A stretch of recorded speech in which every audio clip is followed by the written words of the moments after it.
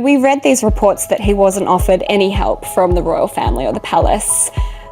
Should we believe those? No, and I'm so glad you raised this, because this is where the myths start to become fact. Because of course, with social media today, the leak wasn't from some insider or tabloid mole, it was Thomas Markle, slouched in his usual chair, delivering yet another tired, regret-laced interview. But this time, his words dropped heavier, carried by something deeper than frustration. With a breath and an almost offhand remark, he let slip a truth Meghan had long kept under lock and key: her real age. Not 42, as whispered by the palace, the press, or polished profiles. No, her own father said she was 49, and just like that, a carefully crafted image cracked, sharp, and sudden, like glass meeting concrete. But it wasn't the number that stung, it was everything it unmasked. absolutely not. The monarchy has been around for over 1,000 years. They know what they're doing. They know how to bring people into the fold, and they know how to do public relations. And Mr. Markle was offered help time and time again. Meghan had spent years shaping her public image, carefully building it, fiercely guarding it, and turning it into something marketable. She was the young, modern duchess beside a prince, balancing motherhood, media glare, and fame with grace and style.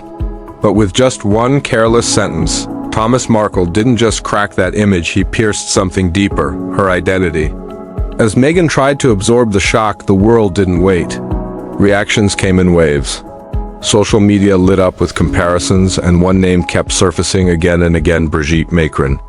France's First Lady, known for marrying her former student, is more than 20 years older than President Emmanuel Macron. And now, she was being held up beside Meghan, not because of scandal, but because of appearances.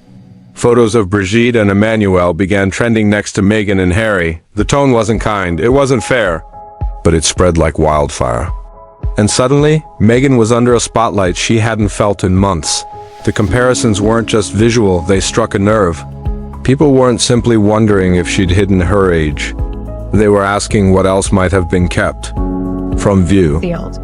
And in a world exclusive, Australia's Channel 7 will air a never-before-seen look at Meghan Markle this Sunday, featuring an extraordinary message from her family, including Thomas Markle, her dad, who I'm glad to report is re-finding his voice. So have a look. When a public figure works hard to shape how they're seen, even the smallest flaw can spark doubt. Suddenly, the timeline didn't add up. Dates seemed off.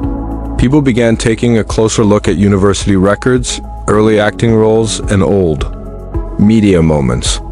It wasn't really about turning 49. It was about whether the truth had been told at all.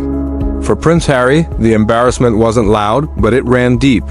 The man who had spent nearly 5 years standing up for his wife against critics, the press, and even his own family, now seemed to be standing on shaky ground himself.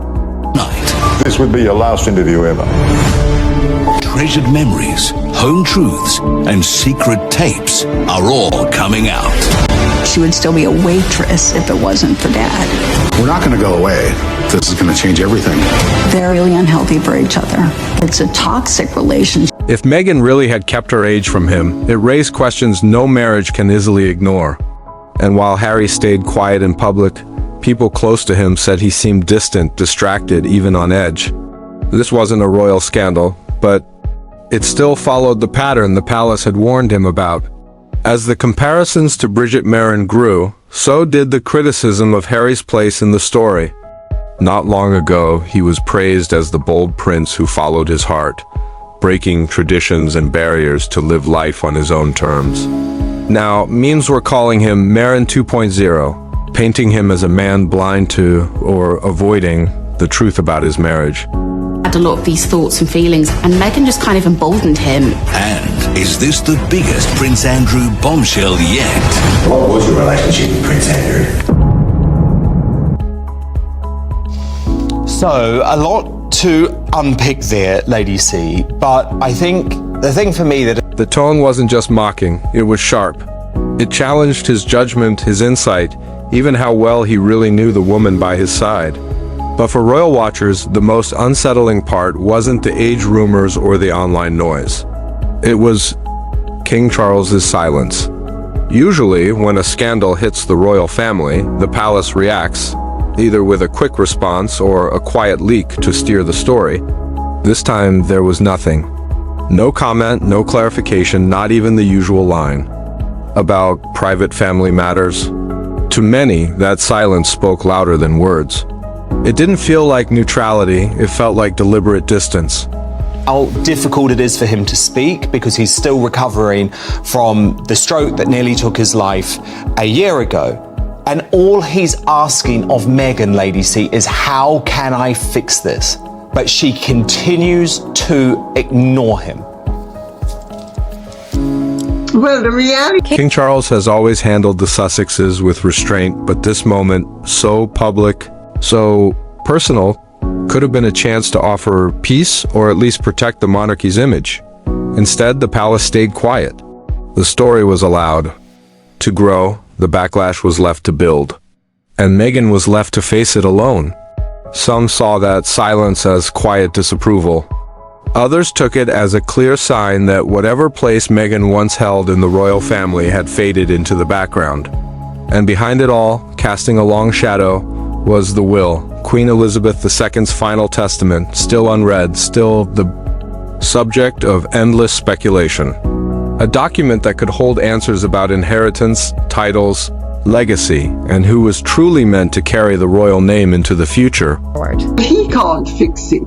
He didn't break it. It's up to her to fix it. You know, he really has done very little compared to, when you stop to think what she and Harry have done, the way they have violated everybody's privacy, the lies they have told, The fact that the will remained sealed, along with King Charles's silence, has only made things more tense.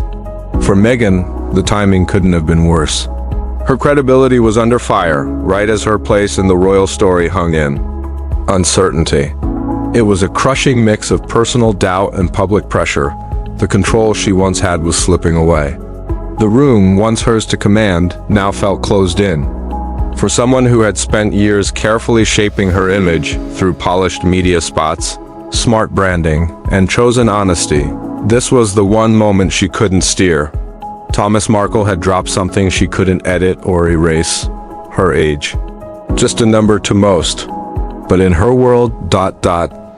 really a bagatelle compared to what they've done. And how dare she think that her father should be put in this invidious position? I don't think he has anything to do. I think it's up to her, and I think she ought to hurry up and do it.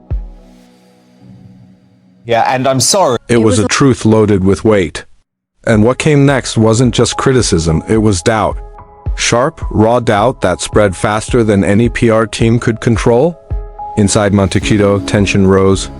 Meghan reportedly pulled back, skipping her usual social circles and work appearances. Her talks with lawyers grew more frequent, but there wasn't much legal ground to stand on.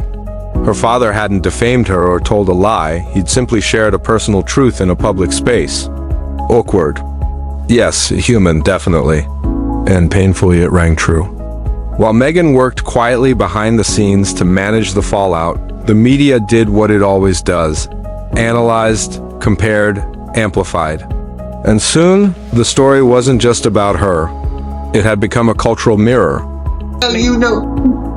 Oh, sorry, you come in, Phil. Go on, Phil, go on. Go on, Phil, go.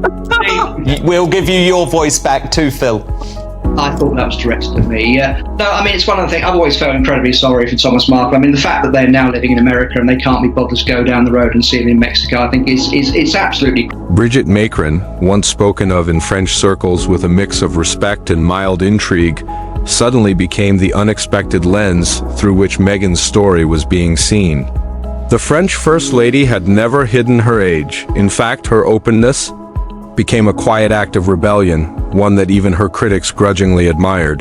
Meghan's situation, though, felt different.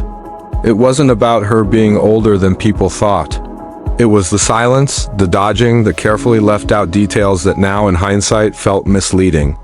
On social media, fans began digging up old interviews, picking apart timelines, even rewatching moments from the Oprah interview, where Meghan had once gently shaped a version of her life that now felt out of sync with this latest revelation. Aussies have got hold of a bombshell there, doesn't it? Some old footage and some sensational interviews. So let's hope we can see some more of that programme over here. It looks incredible. Of course, now, back here, a High Court judge has pointed out glaring inconsistencies in Prince Harry's phone hacking claim against the publisher of The Sun, NG. The damage wasn't explosive. It was quiet, steady, and relentless. One old clip shared again. One forgotten article brought back into the spotlight. The public had caught the scent of something off, and once they did, it lingered. For Harry, this storm felt different, unexpected, unstoppable. In the past, when Meghan was under attack, he stood in the way. He spoke out, he gave interviews. He challenged the media, even went to war with the British press. But this time was different. This wasn't twisted headlines. This wasn't a palace aide whispering to tabloids. He fully appreciated the scale of the hacking in 2019, but the judge questioned why the Duke had failed to make reference to the alleged deal between the newspaper group and William in his original claim. Now, royal sources say that Harry could have received a payout, just like his brother Prince William, who quietly settled with the company in 2020, but, quote, he went rogue. This was her father, her own flesh and blood. And even though Meghan and Thomas had been estranged for years, his words still carried weight. For Harry, the hardest part wasn't the media. He'd faced that storm before. It was the quiet inside his own home. For the first time, those close to them say he started asking questions. Questions he'd never dared to voice about her childhood. The odd gaps in timelines, why certain pieces of her past seemed hidden, and most painfully, whether he had ever truly known the woman he married. There were no arguments, no raised voices, just space, just silence. What truthful, Lady C?